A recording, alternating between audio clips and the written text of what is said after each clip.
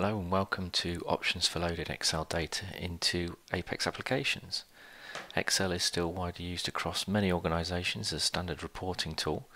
It's often being used as a substitute for simple databases, and so as a consequence it's become necessary to load Excel file data into your Apex applications or into your the tables underpinning your applications.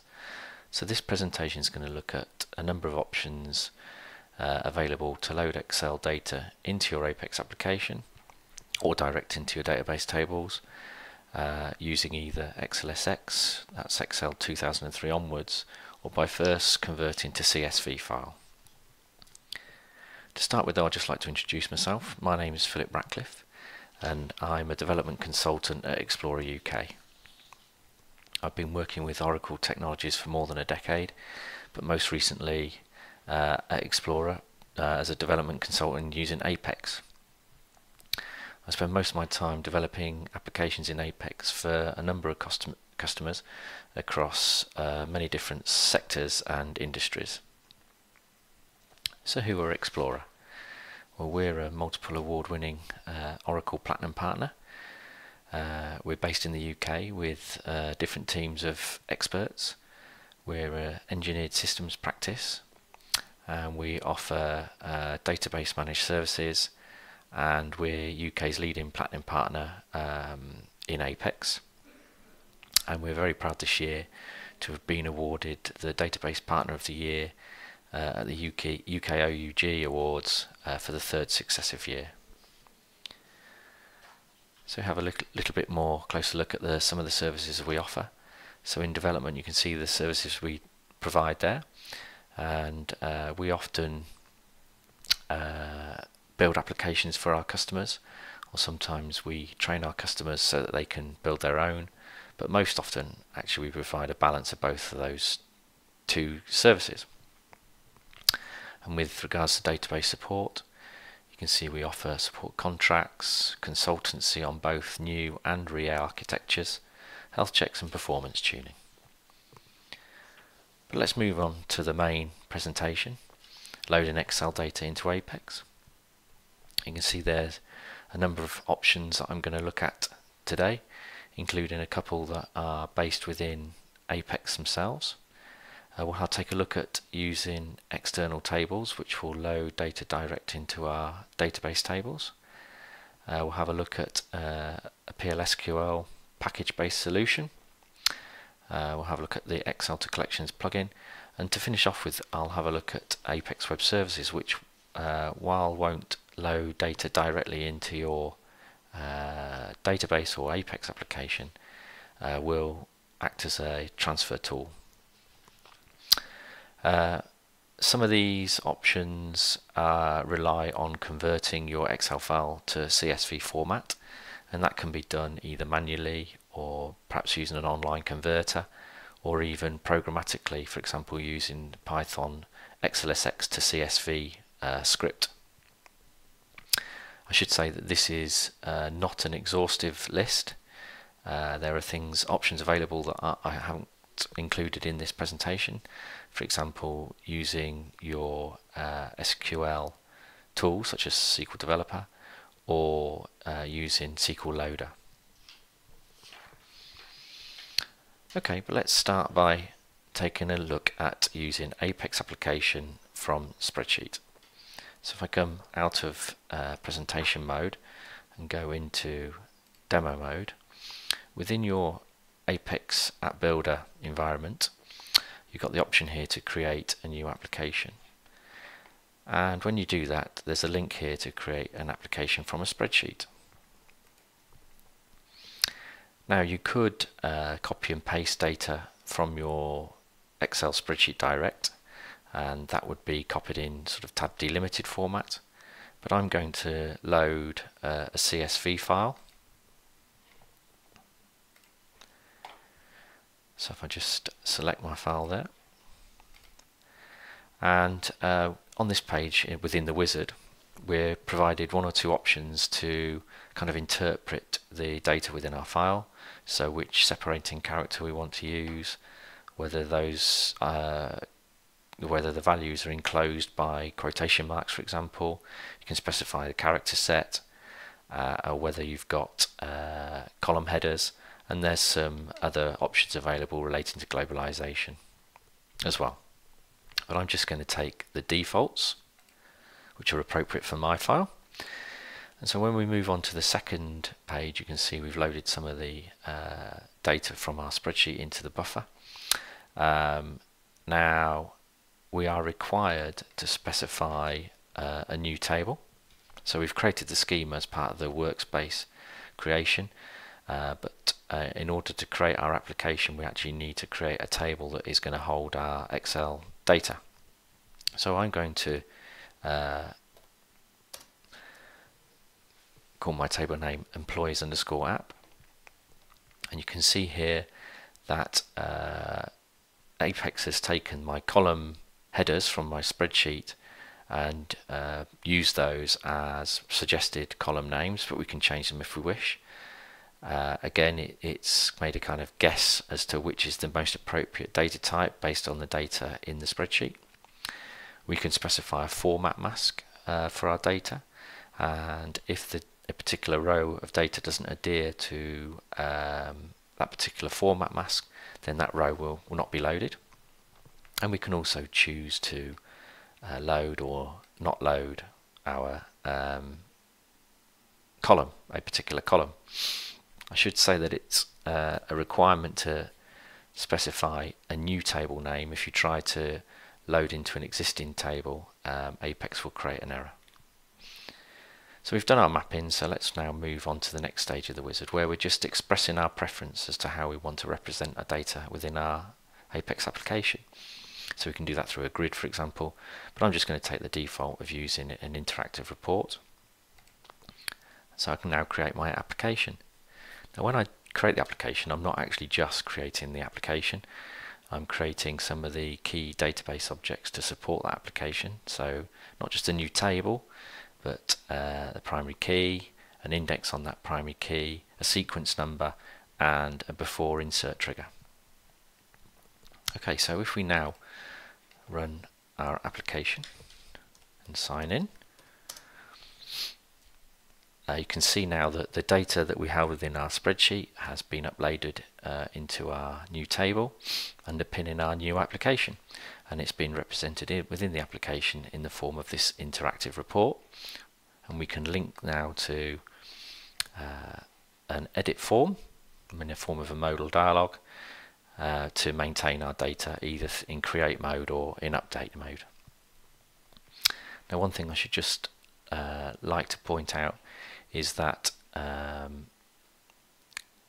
since we specified interactive grid as to represent our data, Apex has defaulted to using a report with form on the table construct, which means that in order to collect the data for the report, Apex is using an automatic row fetch, and similarly to maintain the data for updates, inserts and deletes, it's using automatic row processing.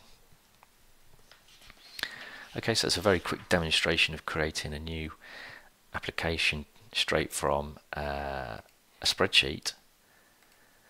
Now if we go back into presentation mode to consider some of the advantages and disadvantages of this approach, well, to start with, you can see that's quick. This is a really quick way to create small applications based on your predefined data format being entered into a single table, and in doing it this way we create our database objects automatically. And so you can see that there's little Apex or little previous SQL or PLSQL experience needed to get started using this method. On the other hand, if we use this method every time we want to load an an Excel spreadsheet, we'll be creating a new application each use, which isn't really practical. There's no option for updating existing data. All we simply did in this example was load our data into a new table. And also, because we used App Builder to create the application in Apex, effectively this method requires developer intervention each time. So in summary, I'd say that this is a good way of getting started with creating an application from a spreadsheet, particularly if you're new to Apex, but it's not really a viable solution for loading Excel data as a tool for maintaining your data in a growing application in the longer term. So let's go on to consider an alternative, which is to use the Apex Data Load Wizard, which enables users to update and insert application data from Excel. So if we take a look at some of the key concepts behind the Apex Data Load Wizard, similarly to creating an application from a spreadsheet, we can choose to load data from a CSV file or copy and paste data from Excel data direct. We'll see in a moment that the Data Load Wizard allows us to configure transformations and validations, and also the Data Load Wizard is supported by a number of collections that maintain different bits of data, such as the spreadsheet data, the column headers in our spreadsheet, those column headers that we want to map to our database columns, and details about which data we want to load and not load. Okay, so let's have a closer look at the Data Load Wizard. So I'll come back into demonstration mode. To start with, I just want to show you within Application Builder, I've already pre-created pages associated with Data Load Wizard, but if you're doing it from scratch, you would maybe go into the Create Page Wizard and select data loading of the options available. But I've already done that, and having worked through the Create Page Wizard, I've at the end of that process, 4 pages have been created: the data load source page, where you choose which data to load; the data load mapping page, where you map your spreadsheet data to your database columns; the data validation page, which shows results of any validation; and the data load results page, which reports the overall results of the load. Now, once you've stepped through the Create Page Wizard, you also actually create a data load definition, and that can be edited after the event. So if you go into Share Components, down to Data Load Definitions, you can see that I've got my data load definition here for loading employees. And so in my case, or for each data load wizard, we just support a single table. So in my case, it's an employees data table. And you can see here we've got the option to specify up to 3 columns to form our unique identifier. So in my case, it's just the employee ID. Now, previously I mentioned that we can configure some transformation rules and validation within the Data Load Wizard, and so we can do that through the Page Create Wizard, but alternatively we can do it through this definition within Share Components. So in my example, I've created a transformation rule to convert last name to uppercase. There are different rule types available. You can see here, including PL SQL function body, which will no doubt give you some flexibility to build in some quite complex transformations if necessary. Okay, additionally, I have created a table lookup. So my employee data contains a department ID for an employee, and I'm going to validate that department ID against the departments table. And in the event that it isn't valid, doesn't exist, then my row of data would have failed validation and would be reported as such. You could choose to insert a department ID that doesn't exist into the departments table, but I haven't chosen to do that in my case. A couple of other options that are available within the definition of a data load include specifying column name aliases, and this could potentially be a mechanism for providing more meaningful names to the end user for your columns. instead of using database column names. So effectively what you're doing is you map your database column name to a display value, and that's just held within Apex as a list of values. Another facility that's available is to manage concurrency, and this might be useful if your data load wizard is being used to support a table that is being updated frequently by other means. And so Apex will take a copy of the database value at the start of the data load process, and then again just before committing a record. And if it notices a change between those two values, then it will not commit from the data load process. It will just retain the changed value in the database.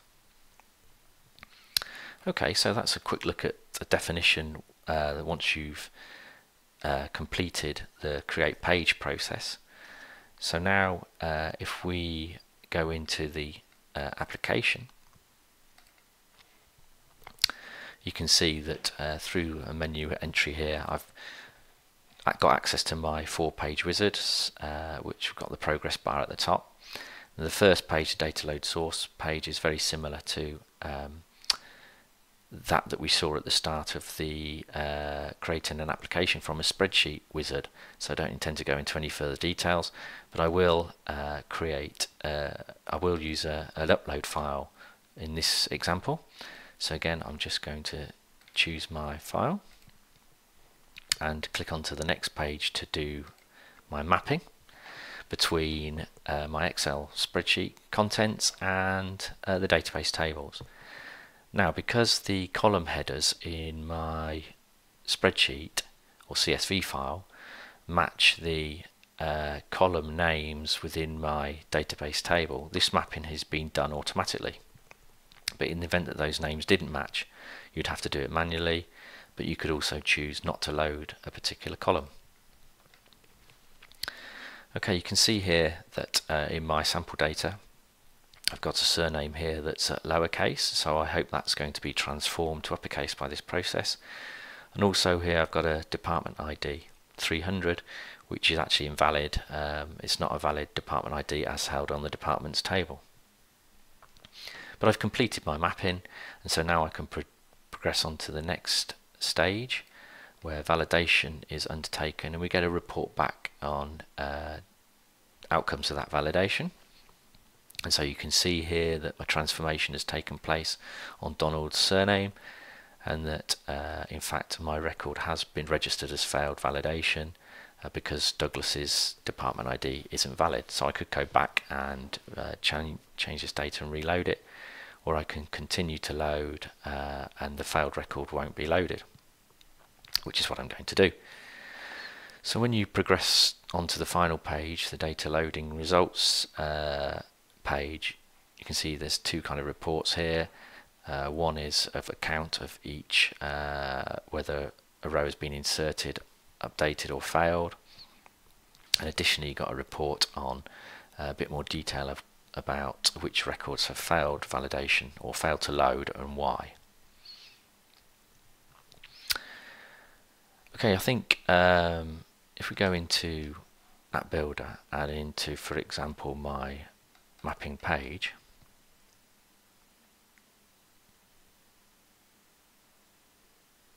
one thing I think is worthwhile mentioning is within the data load wizard, because the process is being supported and underpinned by Apex collections, if you're doing for example, performing validations during the data load, you'll probably want to validate against data that's held in those collections, but those collections won't be updated until the prepare data processes on a given page has run.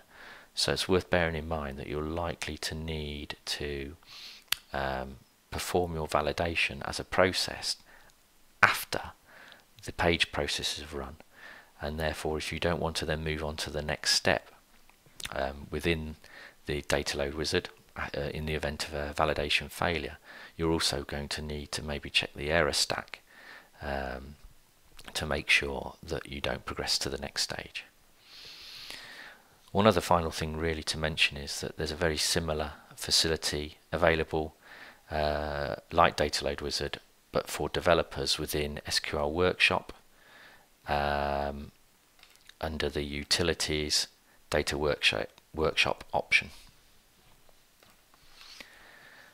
Okay, but if we go back into demo mode to consider some of the advantages and disadvantages of the Data Load Wizard, I think one of the key advantages really is that this provides some control to the user, so they can do their data loads on an ad hoc basis, the frequency to suit themselves, and also they don't necessarily have to map every column every time, so they could just want to update one column. They only need to specify a unique identifier and the column that they wish to update within their CSV file in order to perform the outcome that they desire.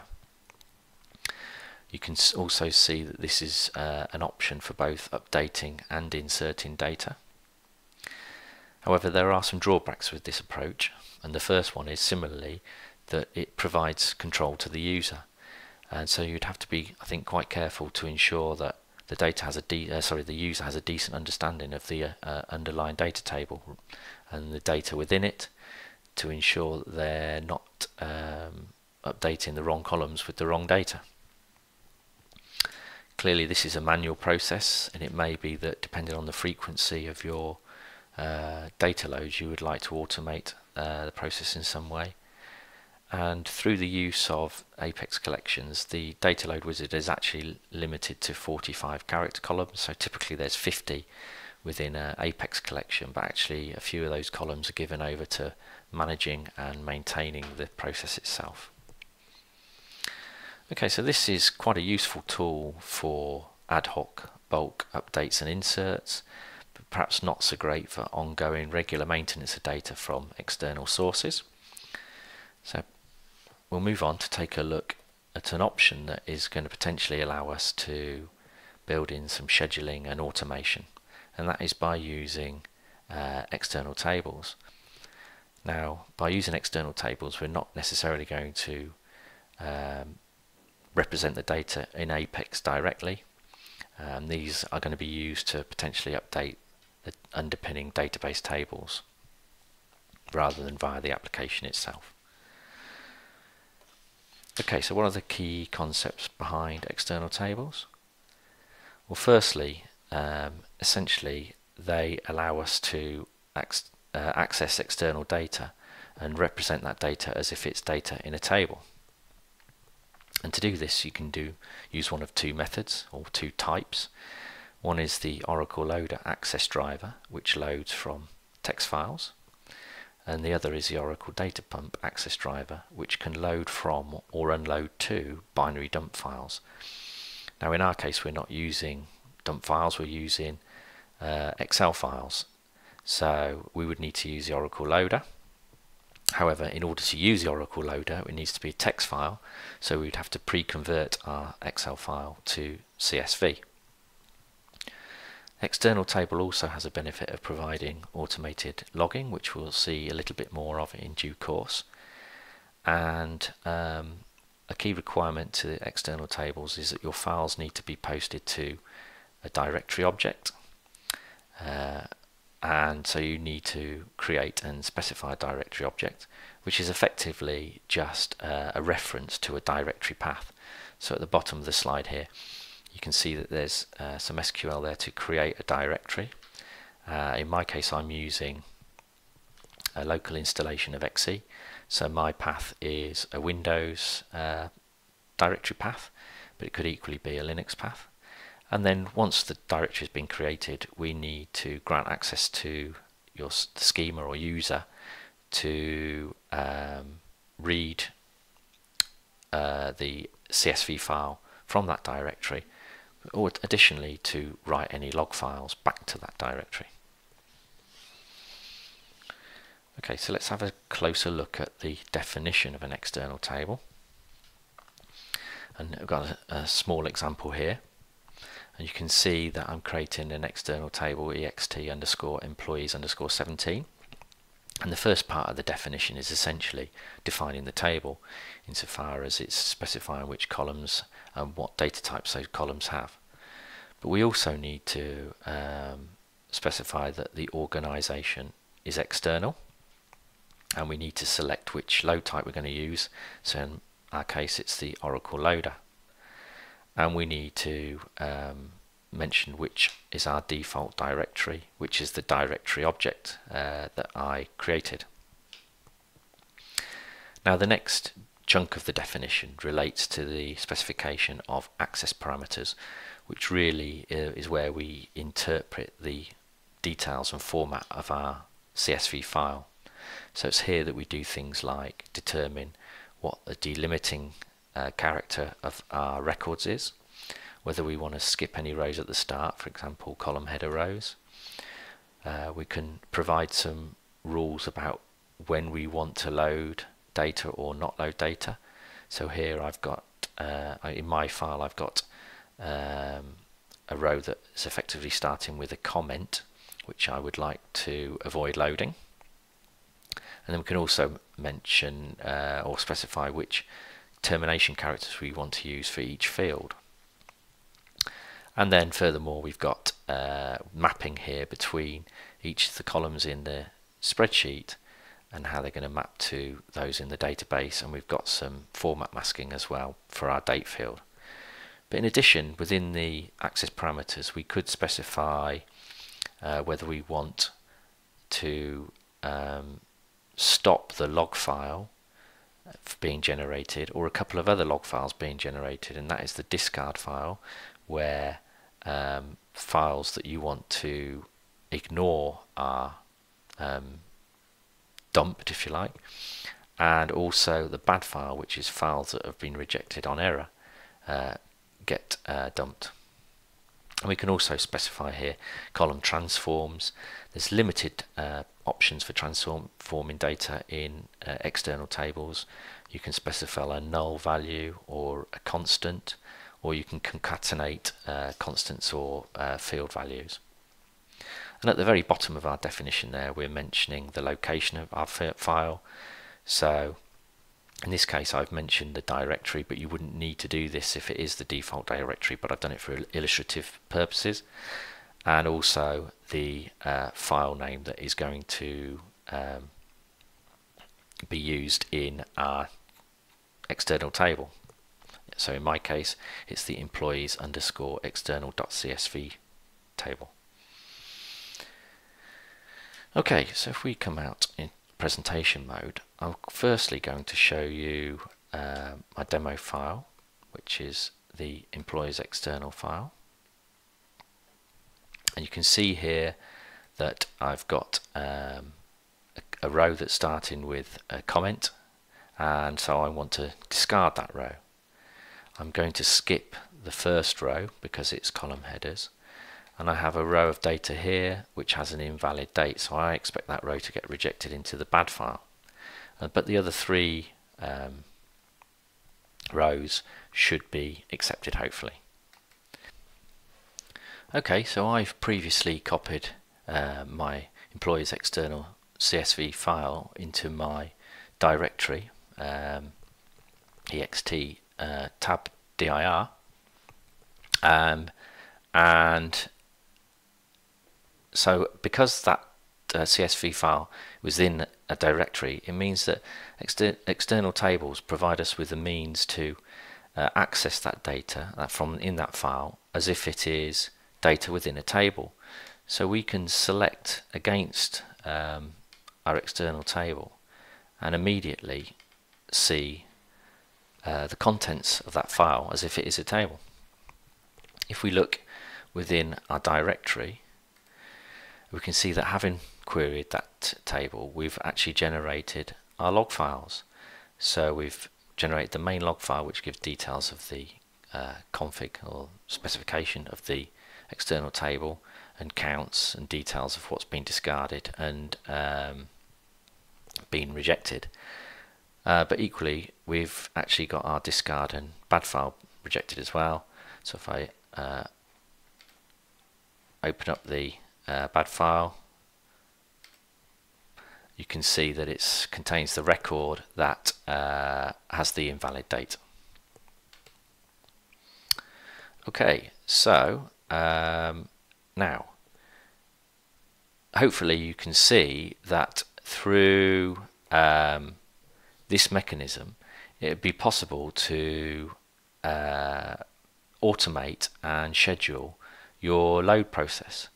So for example, I have created a procedure which could be a scheduled procedure where we are creating a cursor on selecting from the external table, and then we simply loop through that cursor to maintain data within the base table within our application.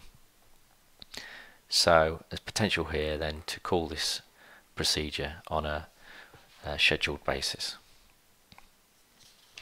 Okay, so if we go back to presentation mode and consider some of the advantages and disadvantages of external tables, well, I think one of the key advantages is that external tables can be queried like other tables, and you can also create views on external tables.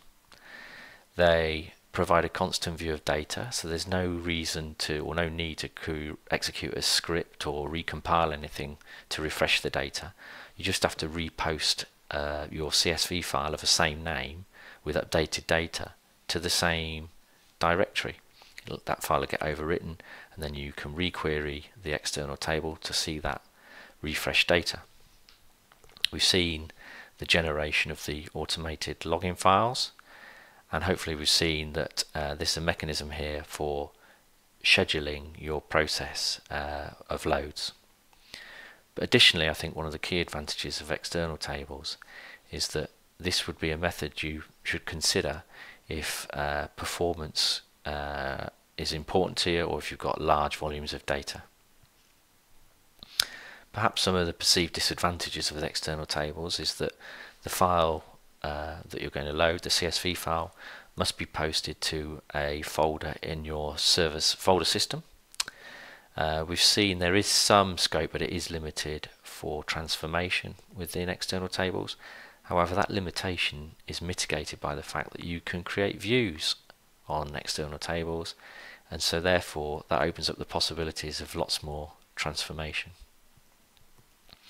And perhaps another disadvantage is that the import file needs to be a known and understood format that is being interpreted within the definition of the external table. But overall, I'd say we've got a potentially high performing mechanism for scheduling the import of CSV data into your application database tables. Okay, I'd next like to consider a PLSQL package solution, which is the AAS Readxlsx Package. And this package is actually open source code available for all of us, and it's been made available by a chap called Anton Scheffer.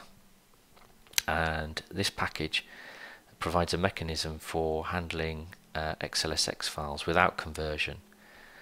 And in doing so, it means that you can select individual sheets to process or all sheets within a spreadsheet.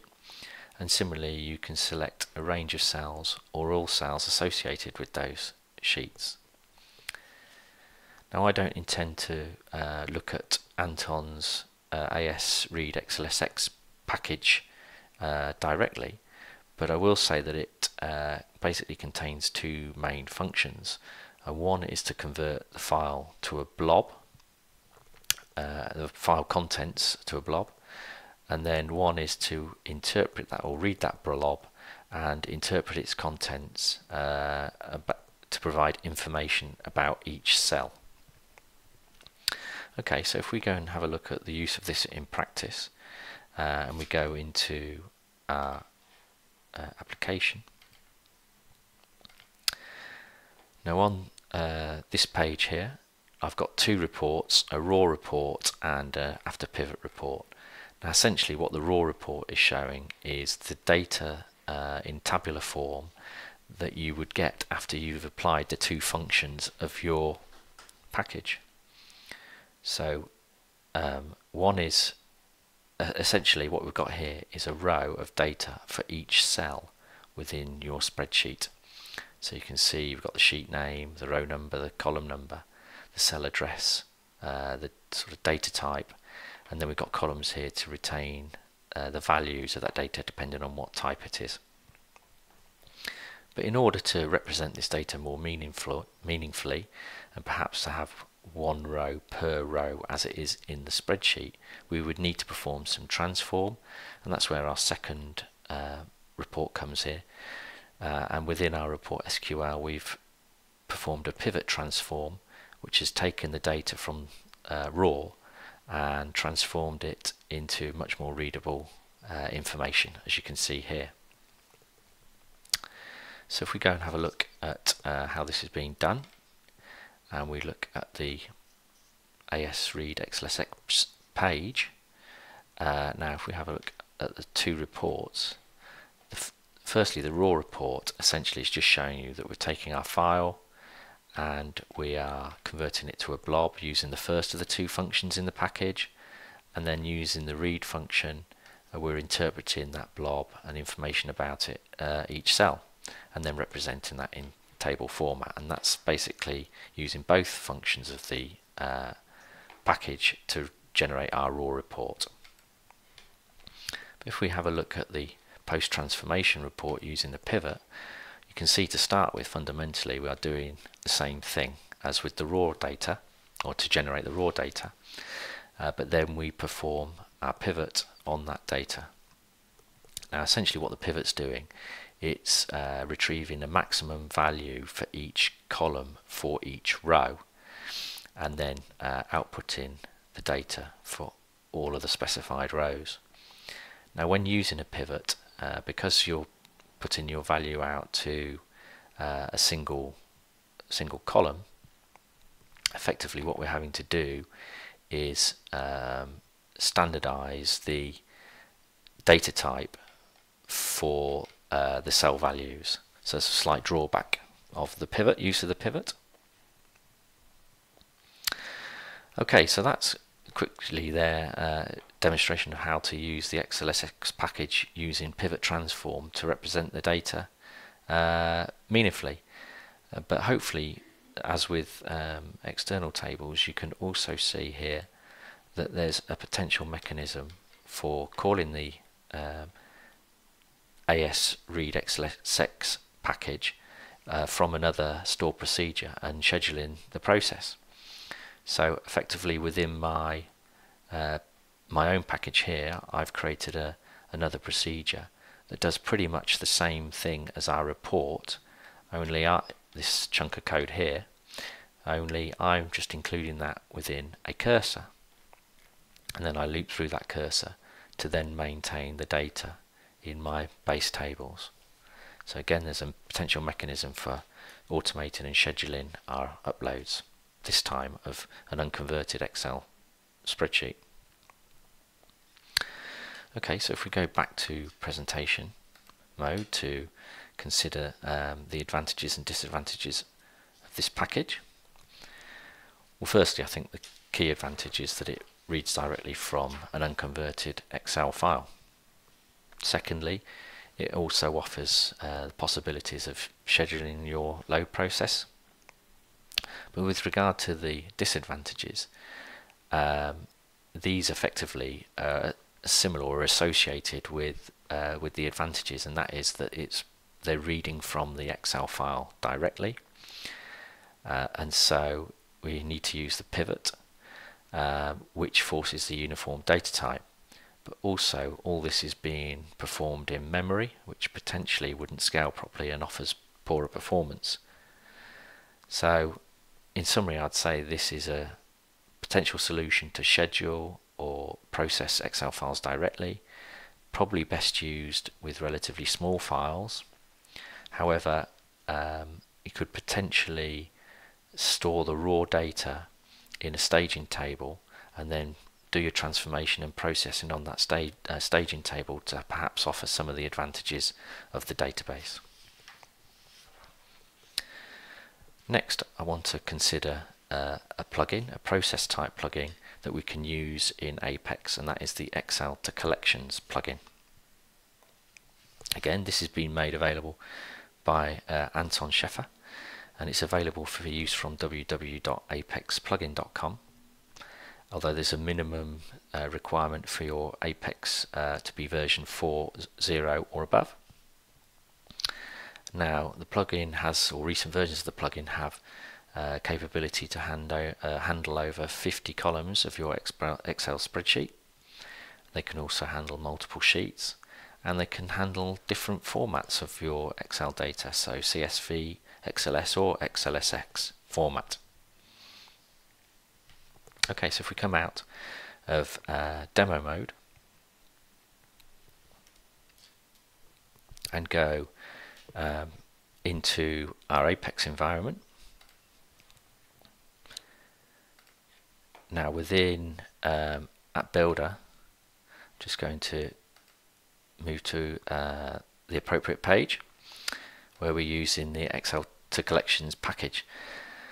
Now, I've previously installed and imported and installed the plugin via shared components, and once you've done that, if you go into your page and create a process, post submit process, you can then specify the Excel to Collection plugin as your process type. And when you do that, you need to make sure that you specify a browse item so that the process knows which file to process, and also a collection name where it can store details or the data from that file. Now, if you're using or processing multiple sheets in your spreadsheet, essentially uses this collection name as the foundation of all the collections to be used, but it adds an incrementing number to the end, and we'll see that in a moment. Okay, so what I'm going to do is quickly show you my demo file,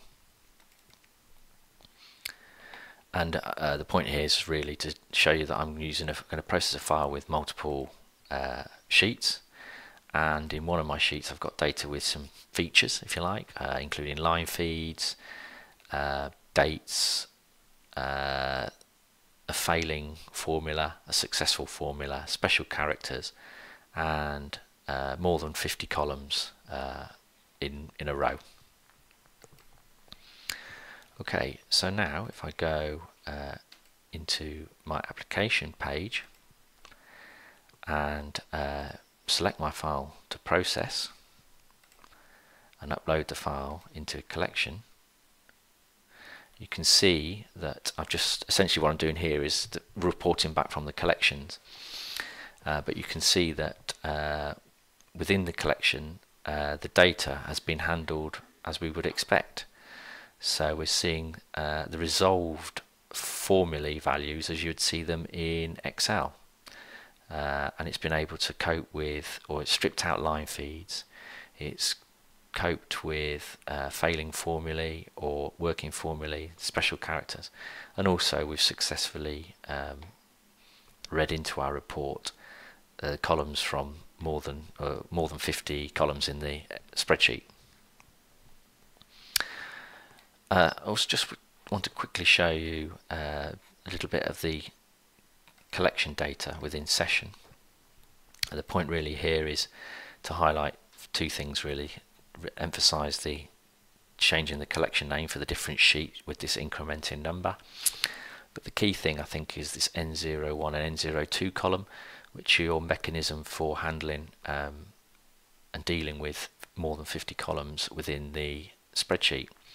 So you can see for a given Excel spreadsheet row, we've actually got more than one member within our collection, and the N0, which is identified by the N01 column, and then the N02 column basically identifies the starting column in the spreadsheet as the sort of first column in your collection member.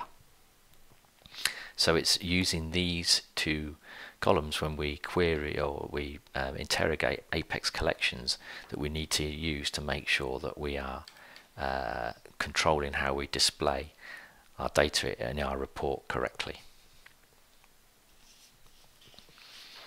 Okay, so that's a quick demonstration of the use of Excel to Collections plugin. So again, if we go back to our presentation and consider some of the advantages. The first advantage is that it caters for many or different formats for your Excel file. I didn't actually demonstrate the CSV file, but when you process a CSV file, it uses much the same mechanism and criteria as we've seen with the data load wizard and with the creating an application from a spreadsheet, in that you specify your separating character, your character set, and so on.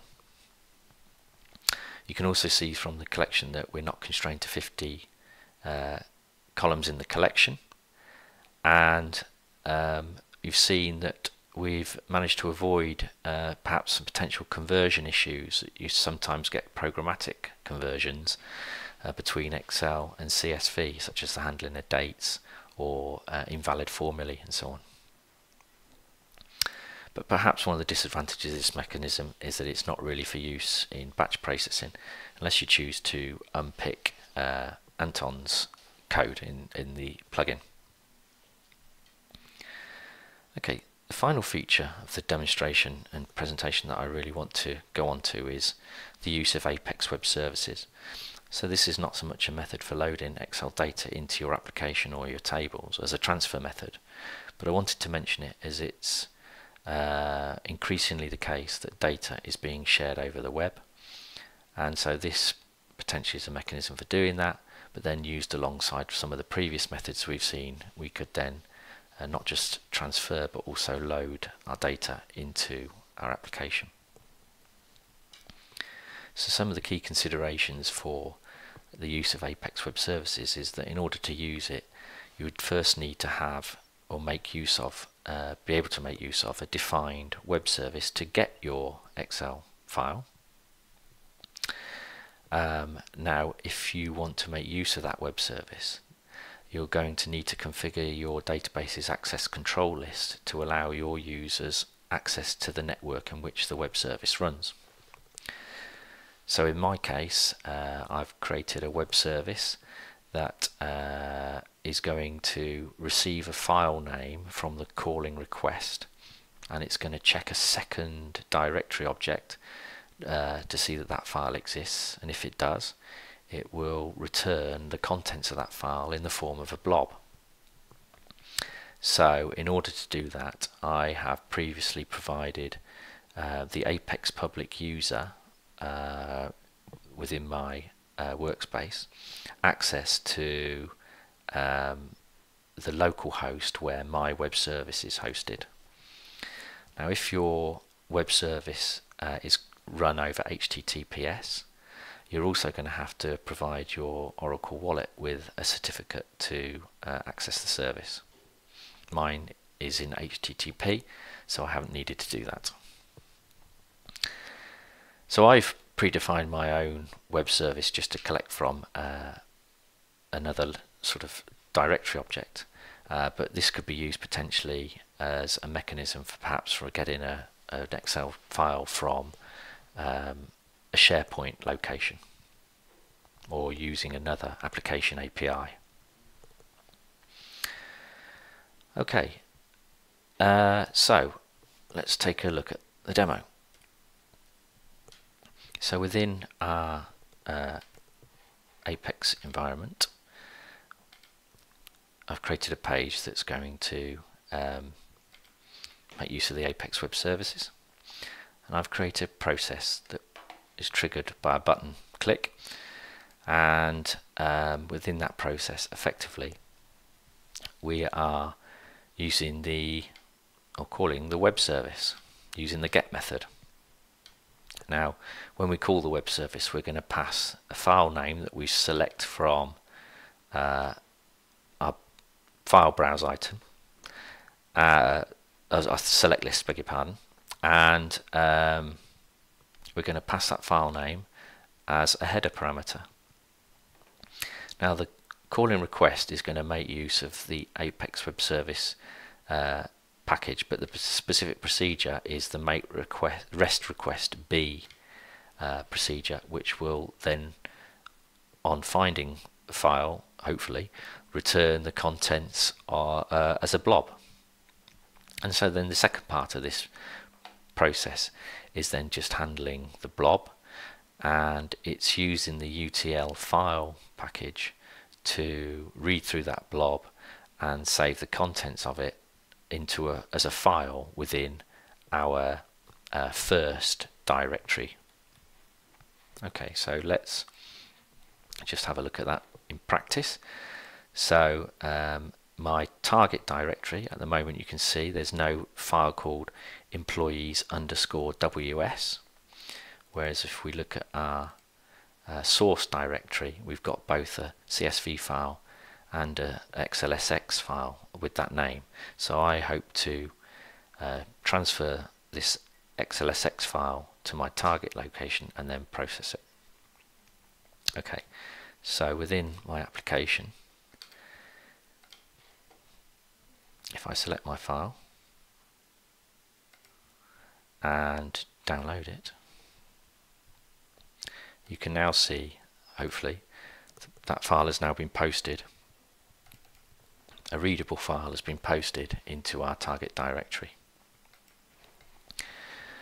Okay, so hopefully now you can see that this is potentially offered the mechanism to complete an end-to-end process.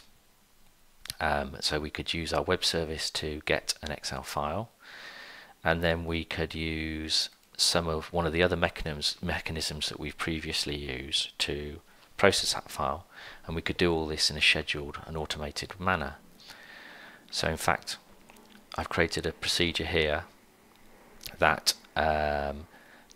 performs pretty much the code that we've just seen in terms of running, calling the web service and returning a blob and processing that blob and saving it to a file into my directory. Only in this case, I'm going to seek to collect the file that is the file that forms the definition for my external table, so my employees_external CSV file. So once that file has been posted into my target directory, I can access that contents of the file via the use of external table as if it's data in a table. And so then I can define my cursor to loop through my external table and then loop through that cursor to maintain my base table. So in this case, I've created a different and blank or empty base table. But if I now execute this procedure, I should hopefully transfer the _ws CSV file from my source directory to my target directory, and it then be available within my directory to be accessed as by my external table. So if I go into the directory, we can see that the employees_external CSV file has just been recently posted, and so we can now the procedure would then have processed that external table to update the base tables. So if we go into my application, I've created a report that queries that employees WS base table. So if we refresh the page, you can see now that that base table has been updated. So with a single sort of automated procedure, or with a single procedure, we have carried out the full end-to-end process of transferring and processing the file and uploading it into our base tables so that it can be reported on within our Apex application. Okay, so that just about completes the demonstration of options for loading Excel data into Apex. Just to finish off, and in summary, I'd like to remind a few thoughts to go away with, and that is that if you're wanting to load Excel into your application, options are available to you, and which one you choose will depend on the method of transfer that's available to you, or where you want to stage the files, either on the server or on the client.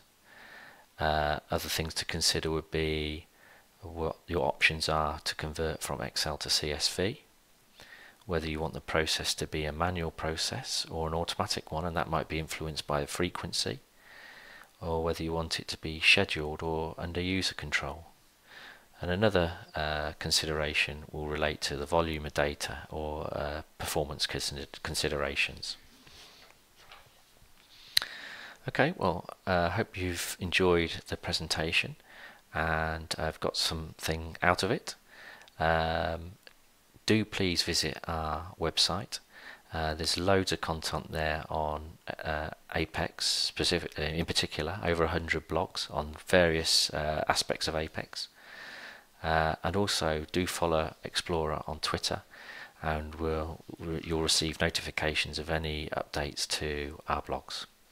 Thanks very much.